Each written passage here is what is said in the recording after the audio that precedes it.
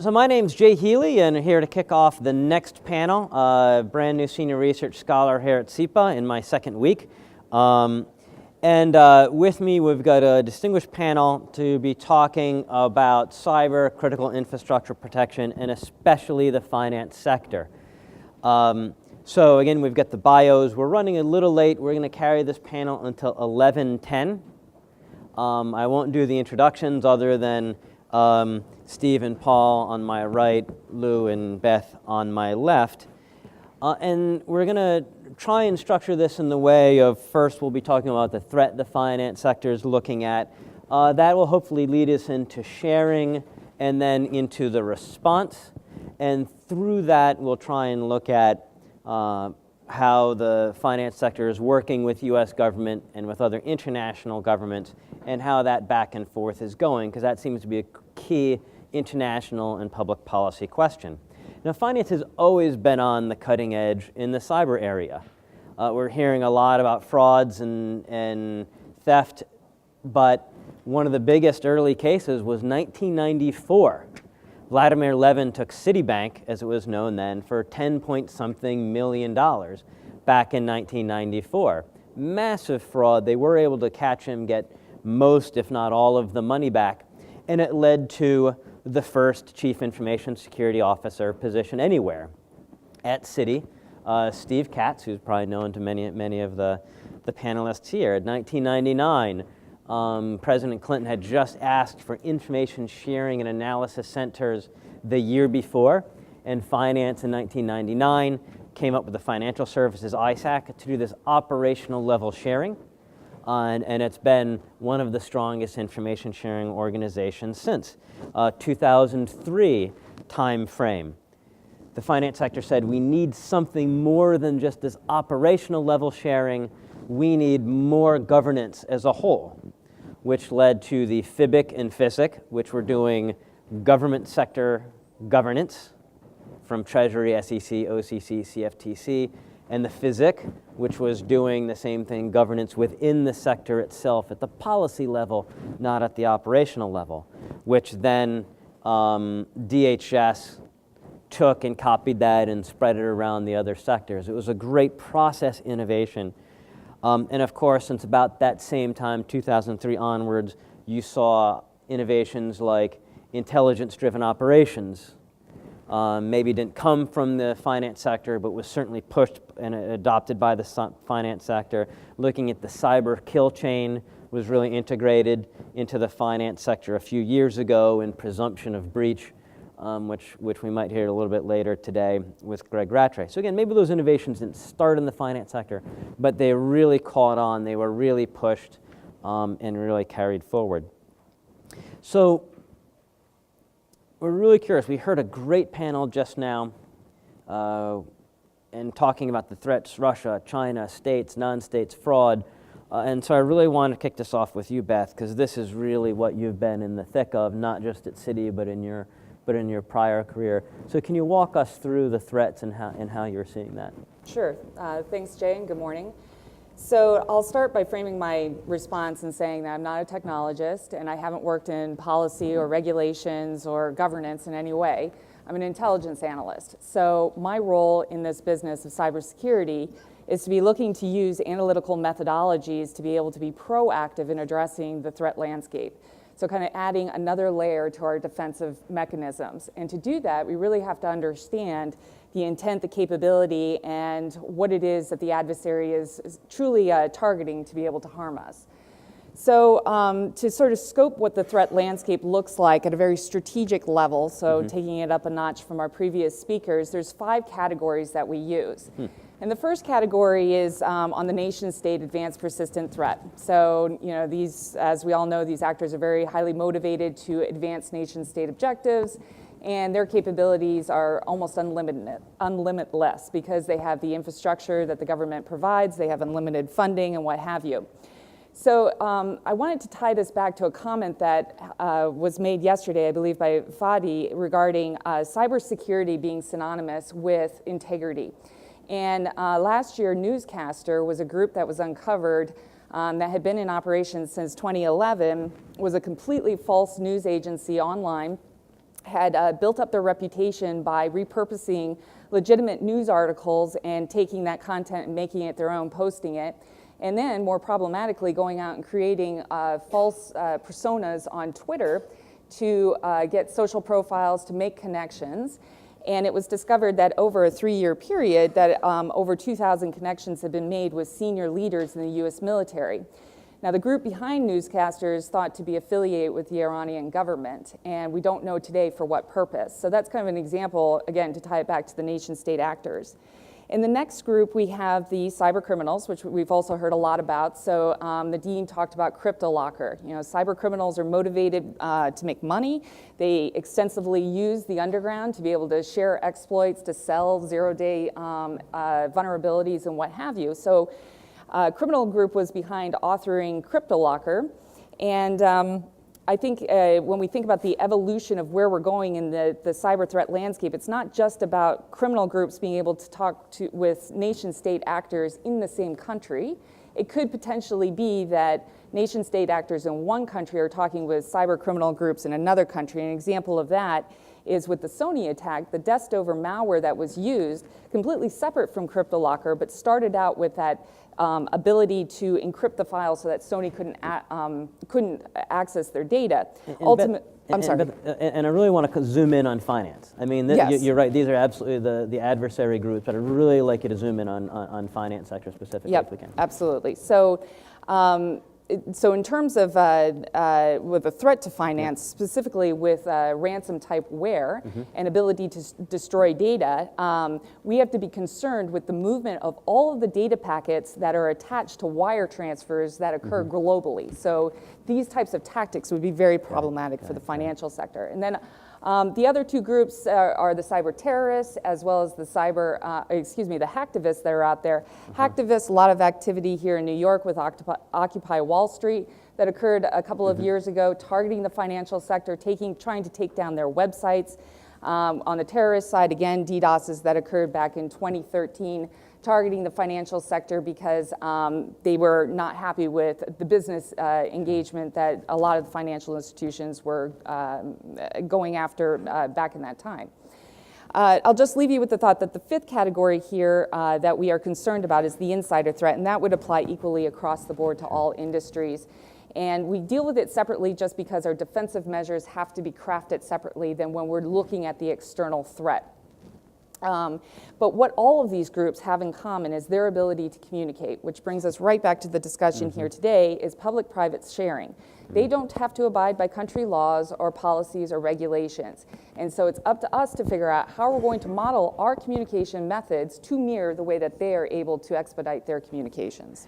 And in particular, the last panel talked a lot about attribution, but at really the corporate level or the sector level, does it matter? Does it change the way you're going to protect or respond to know, all right, that this group that's looking at us is the Russians or the Chinese or hacktivists? Does knowing actually change your response at all? It does, because when you know what they're actually capable of doing or what they are specifically interested in, you can evaluate whether or not that's of high value to you as an asset. If it's something like with payment cards, we know that there's a lot of fraud, a lot of loss, but honestly, that's not as important to us as some of the intellectual property that goes behind merger and acquisition deals as a bank we deal with every day.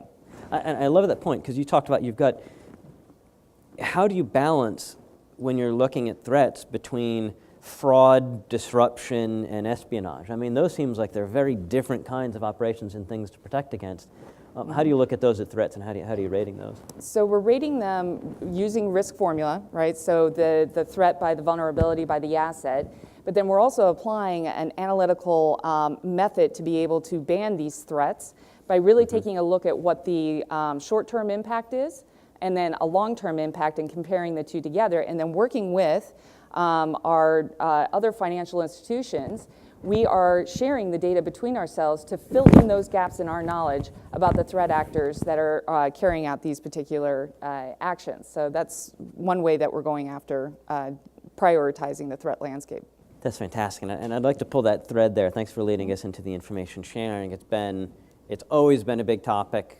Finance has been, again, pretty far in the lead on this. Recently, the White House said They're going to have this information sharing and analysis organizations that they want to look at. I'm going to turn to Steve next, because I know, Steve, you've been quite interested in these topics of this interaction between the sector and the government and kind of what the role is of each information sharing bills before Congress. Can you? Yeah, well, I'll start by saying that I have a slightly different way I model adversaries along two axes.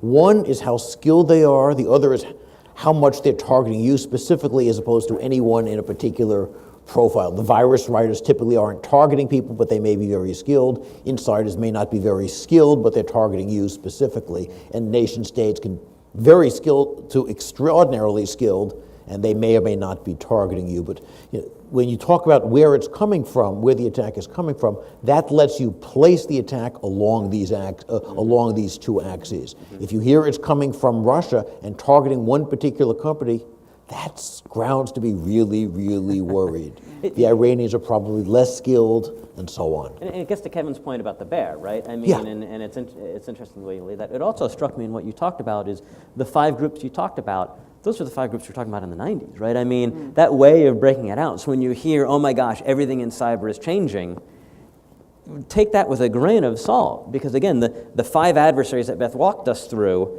have been around for 20 years. But the aggression, the vehemence, the balance between which ones might be hitting you has certainly changed. Yeah. And I'm sorry, we got off information. Right. Right now we're in a bit of a bind about information sharing. In the wake of the Snowden revelations, there's a lot more distrust of government motives. Rightly or wrongly, a lot of groups have gotten concerned, say this is just another vehicle for surveillance, and that the information sharing is not as valuable. Personally, what I would like to see more of is an analog to the NTSB. Someone's going to investigate major incidents, not only malicious ones, but simple, the stock market was off the air for 3 hours because a squirrel hit a cable, and that's happened. Airplanes rarely crash anymore because they used to crash. And the results were thoroughly investigated, publicized. Builders, operators, pilots, and so on have learned. We don't learn as a profession from what the failures were, how to build better defenses. So I have a friend who read about I think it was the Home Depot attack on point of sale systems, and he's in the finance sector. He's a security guy in major Wall Street firms, and why wasn't their network better segmented? Well, maybe it was, maybe it wasn't. We don't really know. We don't know what defenses succeed, what defenses fail. And that is the kind of information sharing that I think would be extraordinarily valuable. Does that get passed around between the companies? I mean, that was originally the goal of the FSISAC, was that we could pass not just what happened, but sort of... Absolutely. So at least specific to the financial sector, this area is treated as a non-competitive area. It does not create any advantage for us to see our competitive partners be taken down because the actor is only going to pivot and then they're going to attack the next target. And if we have that same vulnerability that they've exploited from our competitor, and our competitor doesn't tell us about it, then we're going to go down. So it only incentivizes us to be able to share those vulnerabilities when we discover them with our competitors. And that's one of the good things about the finance sector that I think's really led to this. It didn't just have a lot of money sloshing around, but concerned leadership that really that committed to resilience, and it's made up of counterparties rather than competitors. And I think that dynamic of being counterparties and knowing you rely on the other people have to be up to take your trades has really helped stability in the dynamics. And Paul, I'd like to follow up on that, and because Steve's point was we don't necessarily know when you're running infrastructure. I mean, it's your job to make sure this is staying up. It's going to have integrity, to use the word that Fada used yesterday. How does this play out for you? Sure. So first of all, thank you, Jay, and thank you for this great audience and set of speakers that we've had here. Tough act to follow this morning. We heard some great insight into the industry issues. As Lou Modano, I run, I should say as the CISO, Lou Modano, I run the infrastructure and the InfoSec team for NASDAQ. And as a leading global exchange, the protection of our critical systems is certainly something that we focus on a daily basis at all levels of our management. As I run the organization, I have two underlying themes, which I think are important to share here and which tie into the many points that we've heard. The first is the theme of constant vigilance. The second is a theme of a culture of security.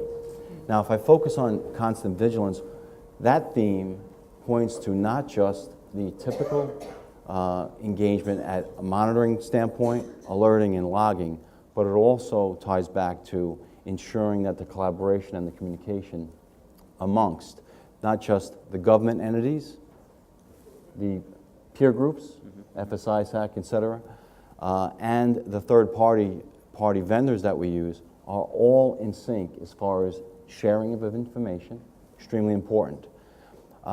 So we have this view of constant vigilance and what it means to us and why it's important as we run our daily markets, and then a culture of security. We've all heard Kevin talk about the fact that the majority of the incidents, more recent incidents, have occurred because of spear phishing, somewhat simple methods is what I would view as attacks. Certainly the spectrum of sophistication of the nation-state attackers has grown and is continually growing. But when we look at some of the spear phishing attacks and attempts on an organization, it's important that everyone, in whatever role you have in an organization, understands the importance of security and what impact it can have at any moment if you click on something that you shouldn't have or not. So education is extremely important.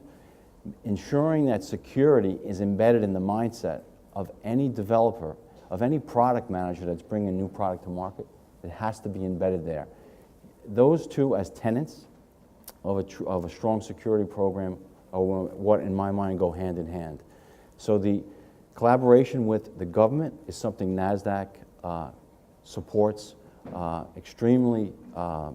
It's extremely dear to us that interaction and that going forward in that space, we make as much progress as we can.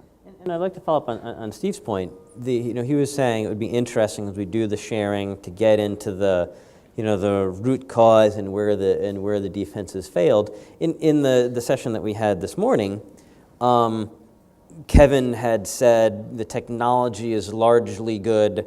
It's the people. They're attacking the people on that. Do you agree with that? I mean, if we know the vector that they're coming in through phishing, do we really have to depend on getting the people not to click on that, or are there some technology solutions? Since I think we do have a good idea, at least for this kind of attack. I was going to say, Yeah.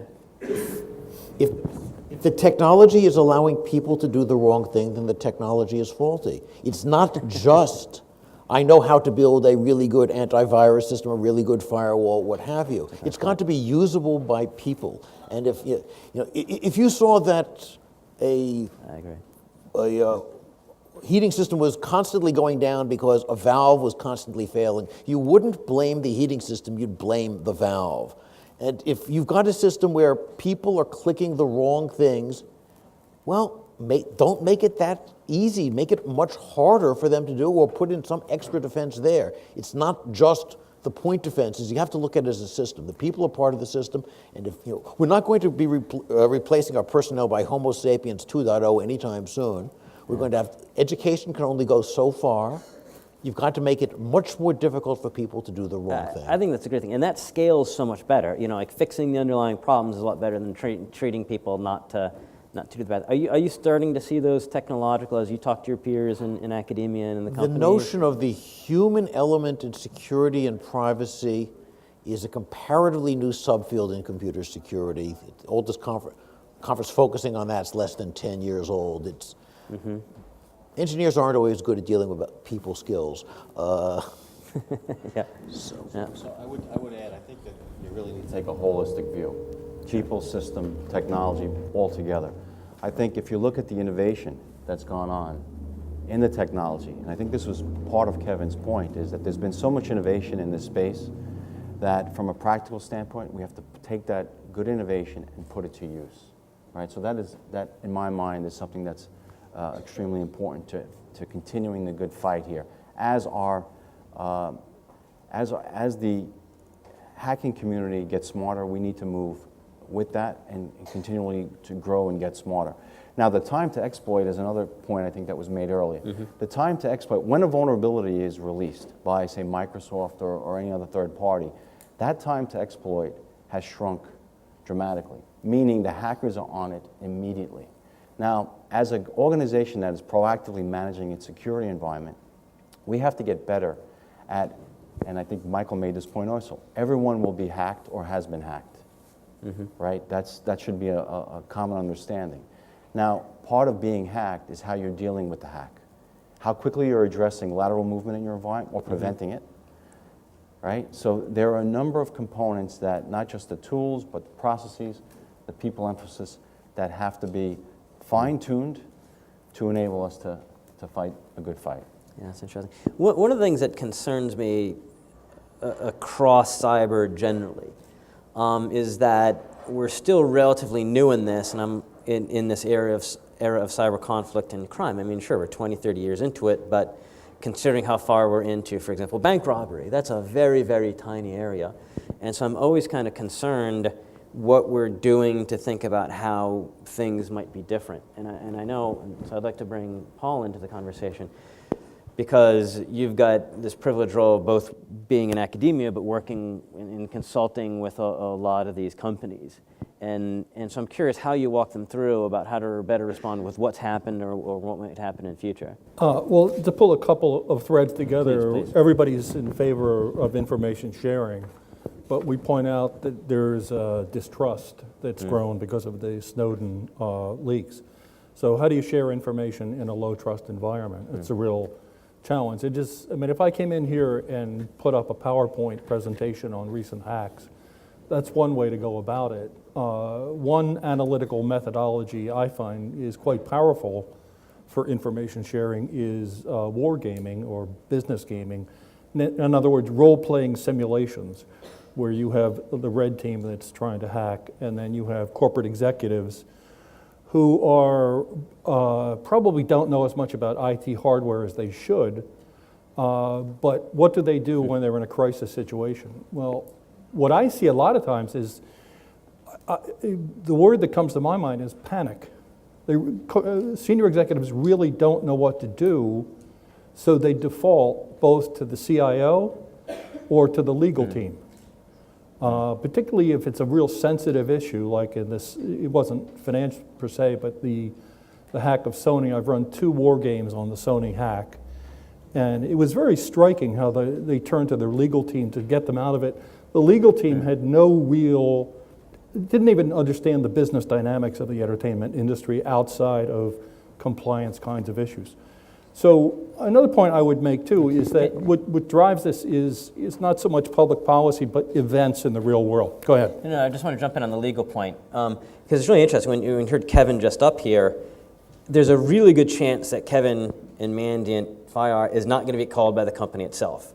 There's a really good chance that the company is going to call their law firm, and then the law firm is going to bring in Mandiant, so that way it can be protected. Yeah. So think about that in the information sharing.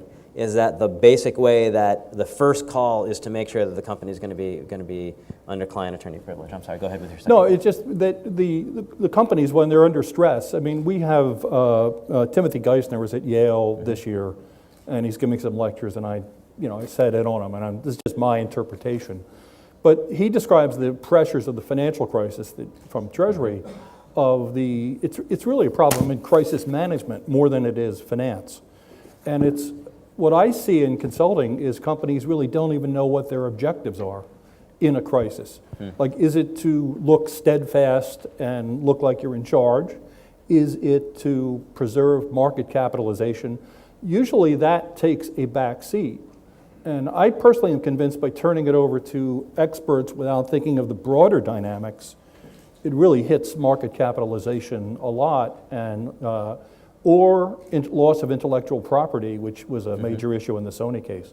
So it's a very rich field, and I view these silos like legal and IT. And I would add, there's another very interesting silo that we look at these things, and it's called Edward Snowden, is itself a silo.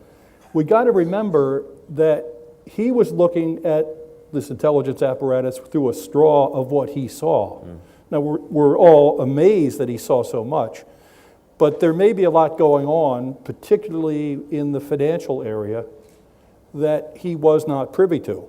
So if you look at all the sanctions that have been increased, it's well known the Pentagon has played business games with the Chinese dumping treasuries and signaling us in the context of a security crisis. So these are whole new dimensions. And I think we have to also think about the retargeting of NSA and the intelligence community if it went after other kinds of acts, not just terrorists moving money, but the first time like a country like Brazil releases information about a multinational that's violating the Foreign Corrupt Practices Act, going after white-collar criminals using this stuff. It can play in, the public's really fed up with big business in a lot of ways, you may have noticed in recent years. And it could really get a lot of points for a government agency or a prosecutor. There's really new terrain here, and I don't know of a better way. Gaming is one way, I'm not saying it's the only way. And it's been interesting to see the finance sector has been pretty involved in games. You know, I mean, Yes. LiveWire, the first national cyber exercise, 2003, Quantum Dawn. There's been quite a few of these that I think have ticked along. What do you think? Has anything interesting come out of that sector-wide? I'd also like to follow up on Sony. There's going to be kind of a pointed question to finance sector on Sony. And I'm also interested in systemic. I'd like to look at this kind of systemic issue with the finance sector. A lot of insights that come out of games. I actually got drawn into this in the late 90s. Vice President Gore in the White House ordered a game played on a terrorist attack on Wall Street in the late 90s. And this game was actually played in the North Tower of the World Trade Center, sponsored by Cantor Fitzgerald. And 30 of the people that we played the game, I have the game book still, were killed on 9/11. So, which sort of started all this. But among the interesting things I've seen is the way, like I talked to economists, would China ever start dumping treasuries? And they all say, no, because game theory says it would hurt them too, and they won't do it. But in the games, what we picked up was that the Chinese started shortening the the duration of the treasuries they owned, 90 days to 30 days. And just this signal was sent shocks throughout the people playing the financial markets. So there's a lot of insights. And the whole thrust in modern finance is, the hot thing is behavioral finance. So my thought is that games are a good source of behavioral data, and it sort of fits in with the developments of finance theory. In a lot of the finance games I've played, the two things came out. One is there's a general rule for internet that it's easy to take something down, it's difficult to keep it down over time in the face of determined defenses. And in fact, this is part of Greg Rattray's PhD thesis. And so easy to take down, hard to keep down over time, especially when there's determined defenses. And that's made me feel like the finance sector is much more resilient as a whole, as we saw after 9/11, I think. Another one of the lessons is that the finance sector can be really good at response in the short term, but that you all have other jobs. I mean, you might be able to good and sustain for a week or two, but after that you might need government. And so how does that work? And maybe I'll start with Lou in talking about that, kind of continuing from last panel and what you might need from government. And then I think, Beth, that can lead us into threat. Great. So in threat sharing with government, Beth. So I would agree that I think there is certainly value in gaming. And I think if you look at the finance sector, having been part of it for many years, more than I'd like to admit to, there's a lot of collaboration, there's a lot of exercising in whatever the aspect, whether it's from a BCP standpoint or a true disaster that occurs, there's lots of collaboration. When it's come to cybersecurity, that level of collaboration I think has been taken to a completely higher level. So the information sharing across most of the entities, or the majority of the entities, is there regularly. From an exchange standpoint, we have a committee that's part of the World Federation of Exchanges where we regularly, all the CISOs at the global exchanges share information on any aspect of concern of security. So I think gaming and collaboration in the industry, we have set the bar very high in the finance industry. This is, again, my view of this, having been part of it for many years. We've set that bar very high, and we believe it's working. Now, the government has become part of that a number of years back and is becoming better at sharing their information that they have. One of the wishes we have is when the government does have classified information, is it accelerates how it declasses that information and gets it in our hands. Now that's not to say that as being a responsible commercial entity, that duty of security relies first with us, right? The same as it does with you when you're protecting your own asset. That duty relies with you first. So I'm not saying that we're relying on the government to do our job, but we're relying on the government to augment and help us do our job. Another example, there are many NASDAQ, other exchanges are considered critical infrastructure. However, we rely on numerous third-party vendors, hardware and software, to do our job. It would be ideal if the government could offer some level of cyber controls, a minimum level that these third parties should adhere to. Much like we have on the Underwriters Lab rating on equipment. A similar rating that's given to third parties that assures that they are following certain procedures on the cyber side. And I mean, so it's interesting because I mean, I think the NIST framework is meant to kind of be the. Absolutely. Are you using the NIST framework? Are you expecting that Treasury or SEC are going to make it mandatory that you use the NIST Yes. framework? So on the NIST framework, some of you may have heard of the term Reg SCI, which is new regulations that the SEC is putting forward, and much of that is based on the NIST 800-53 framework. There is numerous discussion across the industry of how we are applying those controls and the subset of those controls. So absolutely. Good. And all right, so start getting ready for questions. I'm just going to do a little bit more up here, and then we want to go to the audience sooner rather than later. So get yourselves warmed up. And okay, so Beth, information sharing. So we heard good things with government going reasonably well. I mean, I know Treasury has this new Intel cell that they've been setting up. How are things working? How's Treasury? How's DHS? How's DOD? Right. So How's Justice?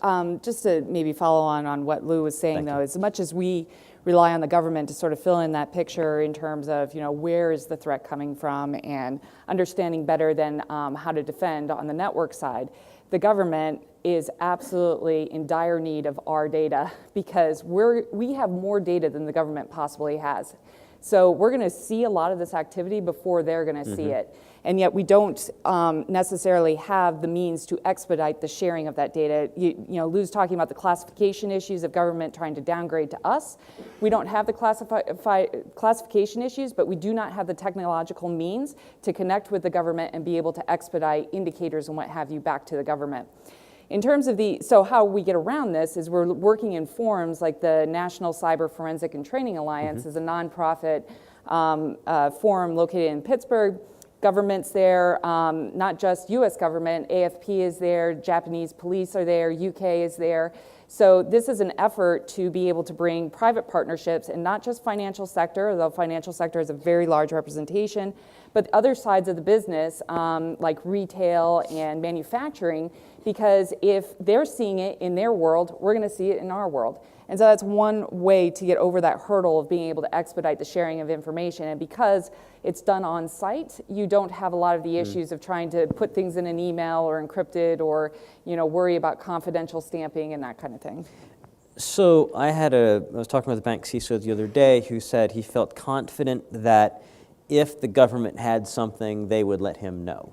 That he was pretty sure that if the government had something about an attack on them, do you share that confidence? I share the confidence that the government will get around to letting you know. That's really interesting.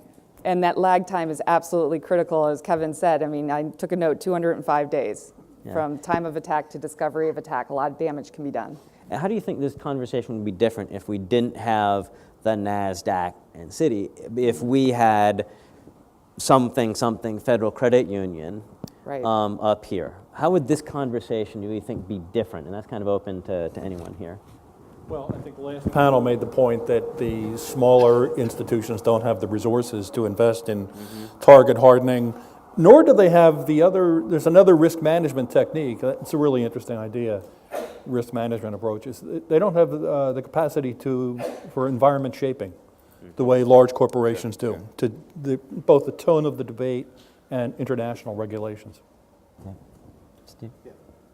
Just quick, one comment on the point made earlier about it's hard to keep somebody down.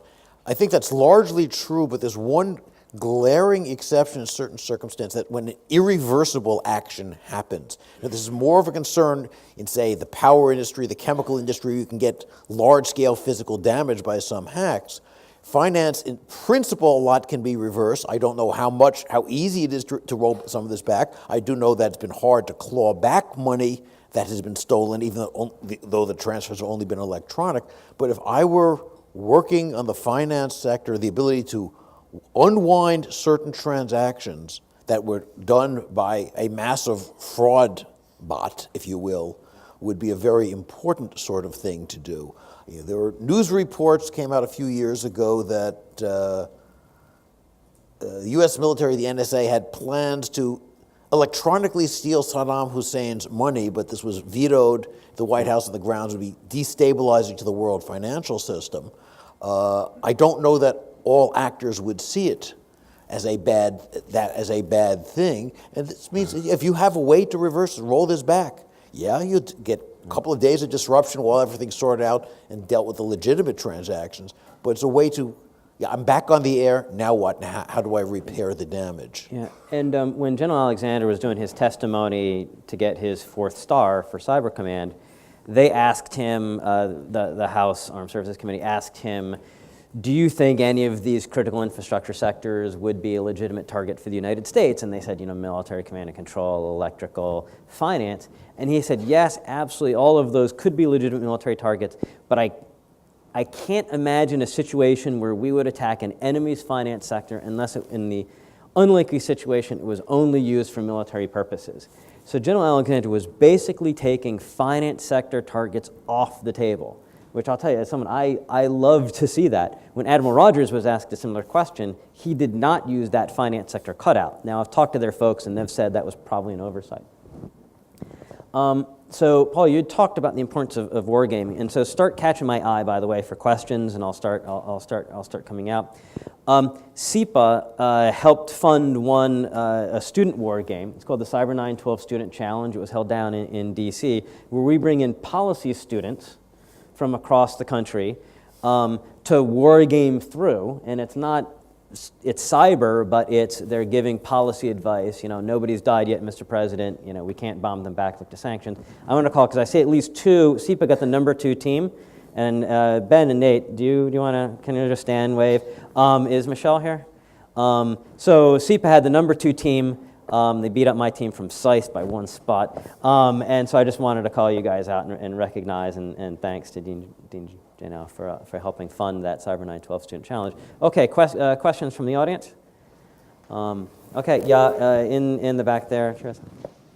And while she's asking, you can go ahead and catch my eye, and I'll record you in the book. Go ahead. Hi, Elvira Speaker from Columbia Central IT. I was just wondering the reference to vendor management, and what are you doing at NASDAQ to manage your vendors? And also the certification program, kind of what do you have in mind when you mention certification of vendors? I mean, there's SSA 16 and other types of attestations, but I was just curious, kind of how do you envision that whole program? So we have a lengthy process that our procurement team undertakes at NASDAQ, where it, as part of the courting, as I say, as a new vendor, we put the vendor through a number of paces. You mentioned SSA 16, general philosophies on how they approach the relationship and how much information they actually share. Those are all fundamental ingredients. Part of it is tied to level of certification, and also part of it is tied to the candor that's expressed as part of the relationship. The access that is given to NASDAQ to not just the sales front or the account management team, but also to the teams behind the scenes that are actually building products, and also the executive management. So we do our best to form relationships at all those levels. And earlier I mentioned the fact that there's a lot of innovation in this space. We also do our best, and we're known through our history of being innovative in the technology space. And it's important for us as we look to vendors is to capture that level of innovation. So there's not a formula that easily addresses all those parameters. There's a number of subsets of steps that we take before we're comfortable having a vendor be part of our family of services. But I love this vendor management. Sometimes I've heard it called advanced contract management, because it's pushing out that risk horizon. You know, instead of saying we have cyber risks, they're in our own servers, they're in our own people, it's pushing that risk horizon out so that you can be understanding the risk that others might be taking on your behalf because of that interconnection. Absolutely. And I think Paul mentioned earlier about how the legal team is typically engaged. I think, again, any progressive view towards dealing with cyber, it varies by company, obviously. I think it's important for an organization to take the preventative steps, not just from protecting itself from an attack, but being prepared for the steps after an attack or a breach. So Kevin was here earlier. Kevin's organization is certainly an organization that we have a relationship with at NASDAQ. That relationship is in place not after an attack, but we have it prescriptively earlier in the cycle. So one of the things I would advise most companies is to think through the steps that occur after an incident and what you would do, and take those steps much earlier in the process so that you're a few steps ahead of the communication. The point was also made that when you're breached, everyone knows about it sometimes before you do. Again, an obvious in today's world. If you can be proactive and get those foundational steps done up front before an incident, you're that much better to cope when an incident does occur. If I can also add about vendors outside of the technical realm, we work with a lot of vendors, of course, for information. And so we are now looking at a process to put into place to evaluate how they're collecting their information, because they have to go into the underground for some of the information that we're asking for, and it has now come to light that perhaps some of the activities that they are engaging in are not in line with what we deem to be ethical. So that's another thing that we are now taking a hard look at. So we've been largely talking about this in a U.S. context, but certainly the finance sector is one of the most international and internationally governed. How does it work through with that happening with, are you seeing multi-stakeholder governance, like through your Bank for International Settlements or in Basel, or is it still largely bilateral with individual governments? How are other governments getting involved? Is the U.S. working with their counterparties overseas, like through Treasury, or? To gain information? To look at this issue. I mean, are you getting questions from any other governments in this area? I mean, are the Brits saying let's share? Are the are the authorities in Milan or Frankfurt saying let's share, or is this still largely a U.S. issue? No, it is absolutely global. I appreciate you making that point. Of course, each government has a little bit of a different twist on the types of information sharing forums that they're willing to engage in. But we have, for example, information security officers. There's 700 of them all over the world who go out and specifically cultivate their counterparts within the governments to determine how city can exchange information, and then also how can we be better informed if things arise in those countries. So it is, but to your point, it is not all networked together. It is, for the most part, being done more on a country-to-country basis, and perhaps, best case scenario, being networked within the region. Mm-hmm. And I did want to come back on the vendor management point. I think it was last year, maybe 18 months ago, the Office of the Comptroller of Currency came out with a letter saying that for the banks that they supervise, they did want to see that looking at suppliers and vendors is needed to start being in that mix of that risk management, which I thought was an important step. I mean, I prefer kind of a light touch regulation, but I thought it was a really important step for the OCC to start adding that in, because I think it's very useful. Steve? In some areas, I think that one of the obstacles we've seen are these disclaimers of liability in software and so on. Someone mentioned underwriter's lab certification. It's important to remember that underwriter's lab is from the insurance industry. Things like the National Electrical Code is from the fire insurance industry, still is.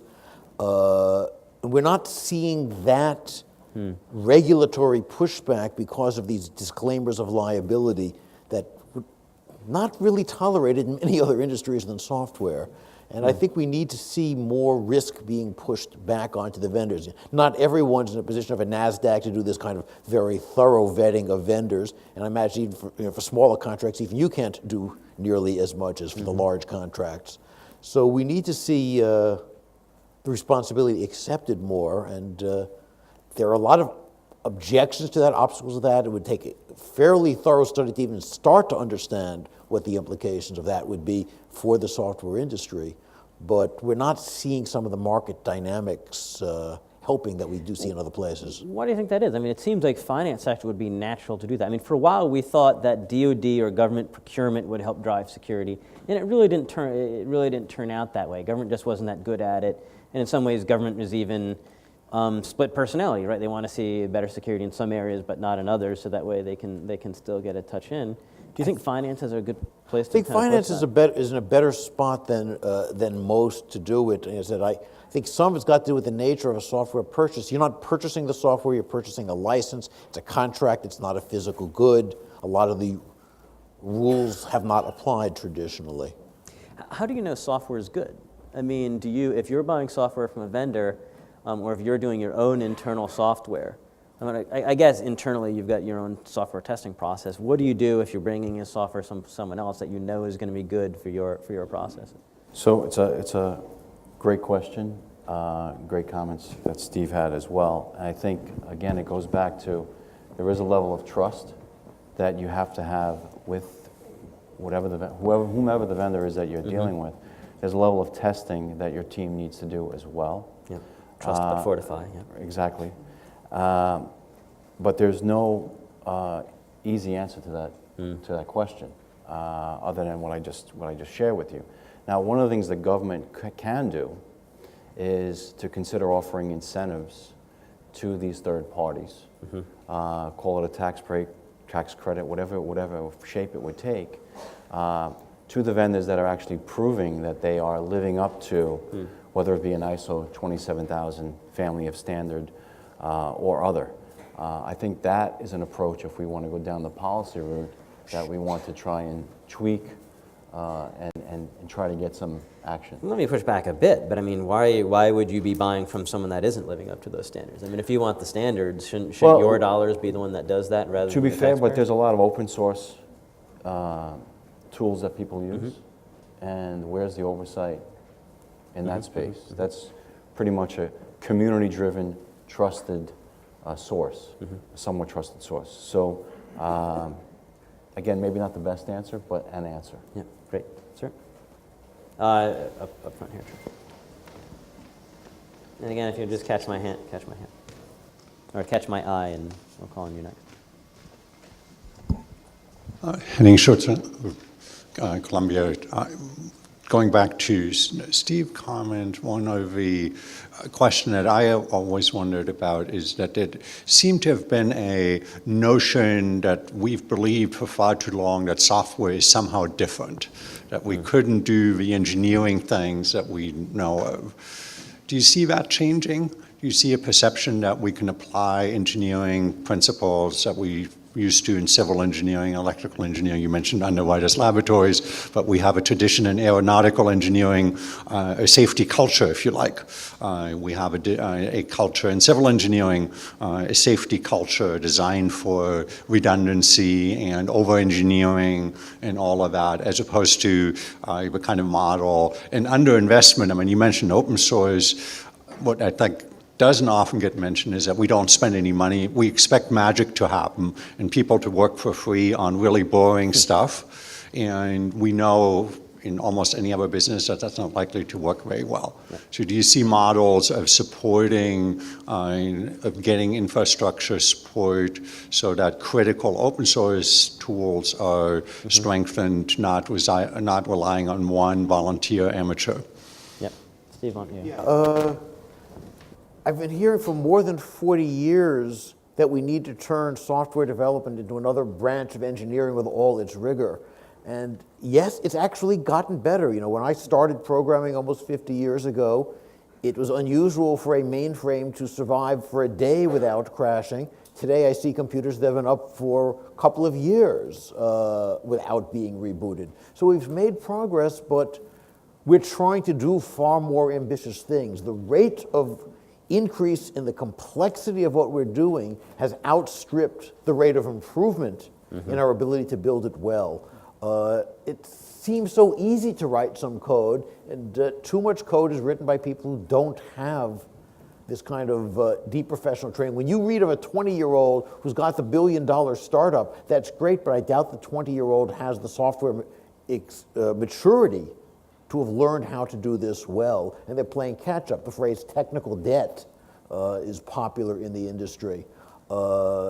It's culture of ship first, test later, patch after that, which is great for being a first mover in the market, but lousy for getting good, reliable software. It's really, really expensive to develop stuff that's really high quality. We see it in places like avionics software. We see it in places like some of the process control, phone switch engineering, but it's much more expensive to develop software that way, and a lot of companies just can't afford it or don't understand that. I would argue it's actually a harder problem in civil engineering because there's so many branching. The complexity has grown so fast. I mean, that's one of the big pushes in computer science, to which problems you can test and which you can't. And automata theory, NP completeness, and all this stuff. Our understanding has gone up a great deal, but I completely agree with Steve that the complexity of the systems has gone up faster. And it's I ran across a bank that had an example. This was perhaps not quite 10 years ago. There was a product that they were going to be selling direct market access in China. So clients could trade through the bank as if they were the bank and make direct trades in Shanghai and Shenzhen. And code was written by a Chinese company, and the local security team ran it through Fortify, I think was the code testing tool, to say, is this good code? And it had something like 435 critical coding errors. And then like the importance, you know, and then it went downhill from there in the numbers. And so the security team said, well, we're going to need to bring in someone, you know, a specialist from at Stake or somewhere that knows Chinese, that knows code to improve this. Minimum $50,000 just to assess it, and then we don't know how much more to fix it. The code cost the bank $35,000. So you had the business side say, wait a minute, we don't even have a customer for this yet. We're getting no income from this, and your bill from information security is going to be probably 3 or 4 times what it cost us to even buy the code to begin with.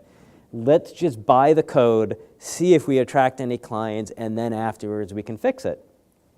And it's really tough in that back and forth between those managing directors, right? The managing directors from the information security side. What's the actual best risk management there?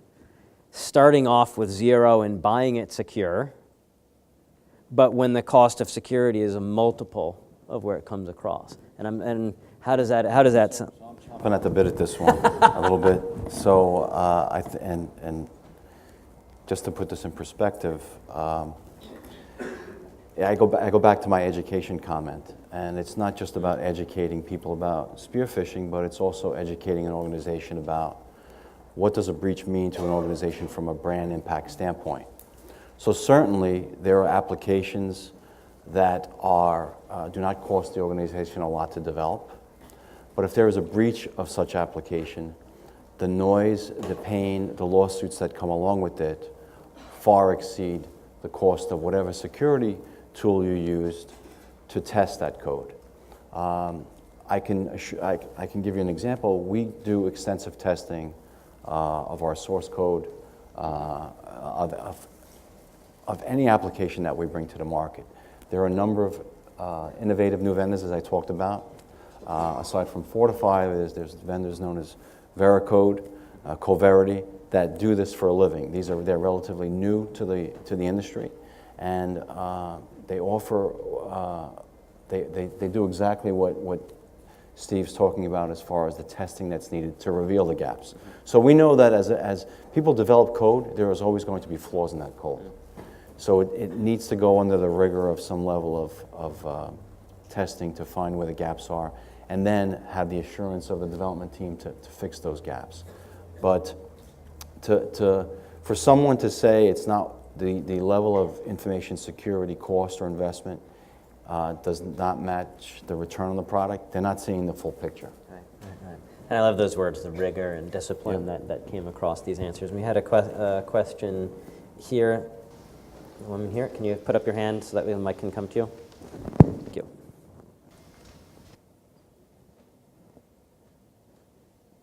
And I think this will be the last question from the floor, and then I've got one or two. My name is Lucia Cannon, and I just wanted to ask, if you are a small financial institution and you don't have resources of the Citibank, where do you go to find information about how are other financial institutions being attacked? What can you do about it? Because I think that would be so helpful, essentially, because we are also being attacked, and we don't know that this is going on all over the place. And, there hasn't been any catastrophic results, but who knows, maybe in the future it might get worse. Great question. So, I mean, taking that position of, we're only as strong as our weakest link, we have to, bind together to be the strongest that we can be in sharing the information. So some of the resources you can find through government publications just offered on the internet. So depending upon where your bank is headquartered and what have you, or what country, it might vary. But again, a lot of these attack vectors that are used in attack tactics, you could gain from, just by going on and doing U.S. government searches, Treasury and DHS and what have you. Also, of course, as Jay had mentioned, the information sharing forums, the Financial Services ISAC is another great forum, very well-respected, renowned, an area where you can get this information. And ISACs, there are some ISACs internationally that are now just getting their legs underneath them, that are coming together and also producing not just publications, but actually offering technical indicators at the time of a compromise. And I'd throw in two others. The FSI SAC, it used to only be for paying members. You would only get information if you were writing your check for $10,000 or $50,000. We got a Treasury grant back in 2003, and that said, I had been the vice chairman around this time, that said you've got to, everybody has to be able to join and get information. So any U.S. accredited financial institution can get information from the FSI SAC. That's going to be best practices. That's going to be general threat information. Also, your industry associations. The American Bankers Association, American Community Bankers Association, I forget what the credit union association is. But those are all represented in the FISIC, in this governance structure for the finance sector as a whole. So no matter what kind of financial institution you are, you've got representation in New York that you're paying dues to, and has representatives here and they'll have some information as well. Yeah, the SEC and the Fed their officials have given speeches just recently this year on the weak links in the financial system, which they identified as the hedge funds and the law firms, which is quite interesting because you don't think of it, but the sensitive information that law firms have for a lot of the big bank or smaller ones is really considerable.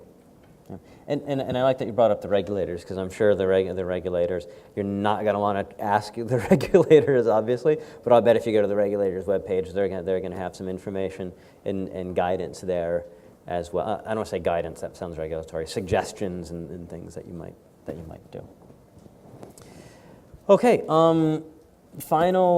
any final thoughts from the panel? Why don't we go this way? Is that what I need to? Okay, because I've got one zinger that I want to ask. No, this is going to be an ongoing measure, countermeasure, and there's many roads up the mountain, many methodologies. We should use as many of them because they give us different perspectives. Okay. But taking this as a 30-year problem, looking at it that way, gives you different perspectives than how can I stop the attack tomorrow morning, and that's very useful. Yeah, I was going to let this go by, but I just bubbling over to ask. I'm really curious. So again, as we've seen changes in what the cyber adversaries do, we heard yesterday how much Sony was a game changer. Now, I don't want to know if NASDAQ or Citi would do against a Sony, because I don't want to make it particularly to your companies. But in general, I've seen finance sector is, we're used to espionage. The bad guys are going to be in, they're going to rattle around our system. We find them hopefully quickly, but days, weeks, months, and then we boot them. That may not work in a Sony, where they're in, it's a smash and grab. They want to embarrass. They might not need as much time in the system. Can you imagine that happening in the finance sector? Or are there other issues like that you're thinking about that you want to start gearing the sector up to responding to next? So I would say it can happen in any sector. I think some sectors are better prepared than others. I think the financial sector is one that is a bit more prepared, but is also vulnerable to such an attack. We've taken what we believe are the right steps to segment our networks and the businesses, but we never want to leave the false impression that we're not vulnerable. We're vulnerable just as much as anyone else is, and it's prudent to be vulnerable. I think as one of our peers asked about being a smaller company, whether you're a small company, large company, have lots of resources or limited resources, the cyber vector or the cyber vectors, the cyber attackers take many different shapes, and they change shape regularly.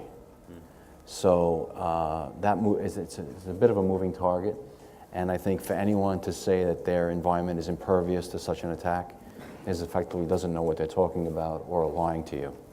So that's the way I look at it. That's a solid, honest answer. That's really good, Lou. Thank you very much. Beth? Destructive malware is everybody's worst nightmare, but perhaps in the position that I sit in, mobile is going to be the next major issue for financial institutions in terms of our ability to enable people to do the transactions that they need to do and not be behind a desktop to do them. So mobile is going to be the next area to really potentially, we'll see some innovative attacks against. And if I may, then my final comment would be that if you are seeking information in this space and somebody tells you that you can't have it, continue to seek the information, because it's not guarded, it is not, like I said, competitive, and there really is no reason not to be able to share the information. So just I would leave you with that. That's really good. Any other last comments from the board? We fixed all the problems we know about. Yep, Steve? The finance sector does appear to be doing better than most. Banks and the military, the two sectors that have the longest tradition of really sophisticated attackers going after them, so they've learned to take the threat seriously. They are doing the best. The reported problems at J.P. Morgan Chase are actually the most surprising report of a major hack I've seen in recent years, because the banks do such a good job compared to other sectors. But no one is immune. And one of the bigger risks that I see to the finance sector is, I don't think it's as mobile as much, because there it's a very narrow interface, mostly a consumer-like interface of moving around fairly small amounts of money. But the big inter-organization links, we can do all kinds of strange things, all kinds of strange financial instruments that most individuals have never heard of. Those are the ones that worry me, because it's a less stressed channel. If the attacker gets into one of your peers, then it's effectively an insider attack from a unsuspecting spot where your own processes and internal controls don't work as well. So that's the thing that scares me. Yep. Shadow banking. Shadow bank, yeah. And we will draw under the line there, so please give me please thank the panelists with me.